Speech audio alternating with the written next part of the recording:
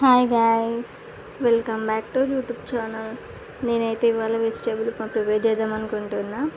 So vegetable upma దాని process ఏంటో చూడాలి. ఫస్ట్ టైం చేస్తున్నాను వెజిటేబుల్ ఉప్మా. మీరు ఉప్మా ప్రాసెస్ అన్నీ చూసేయండి. వాటికి వెజిటేబుల్స్ కావాల్సినవన్నీ కటింగ్ చేసి పెట్టేసుకున్నా ఫస్ట్లే. యాక్చువల్లీ ఏంటంటే ఇప్పుడు విలేజ్లో ప్రతి ఒక్కరు ఎట్లున్నారంటే వాళ్ళ లైఫ్ ఇంట్రెస్ట్ కంటే చుట్టుపక్కల వాళ్ళ ఉన్న ఇంట్రెస్ట్ ఎక్కువ ఉంటుంది.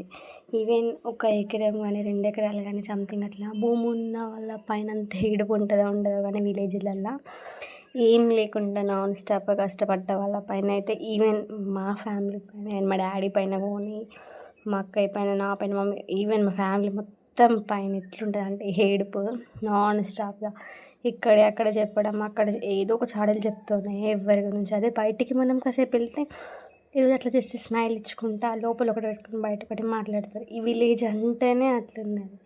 ఒకప్పుడు విలేజ్ అంటే అమ్మో ఇట్లా బాగుంటుంది మాట్లాడుకోనీకైనా లేకపోతే సంథింగ్ అన్ని ప్రేమలకు పెట్టింది పేరు పల్లెటూరు అని అనేవాళ్ళు. బట్ ఇప్పుడు ఎట్లున్నదని అంటే నవ్వే జనరేషన్ మొత్తం పల్లెటూరు అంటే కూడా కల్మషం అయిపోయింది. మొత్తం నో లవ్, నో కేరింగ్, అసలు ఏం లేకుండా సెల్ఫ్లెస్ అయిపోయింది.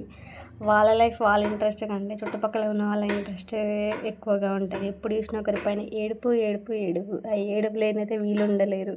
వాళ్ళ లైఫ్ ఎట్లుందా, వాళ్ళ ఎట్లా బ్రతుకుతున్నారా, వాళ్ళు ఏమి చేస్తున్నారా, కన్నింగ్ మైండ్ కన్నింగ్ ఫేసెస్ అన్నట్టు ఎప్పుడు వేసిన పక్కన వాళ్ళ పైన ఏడవడాలు, వాళ్ళ గురించి మాట్లాడుకోవడాలు ఇదే పని నిజంగా.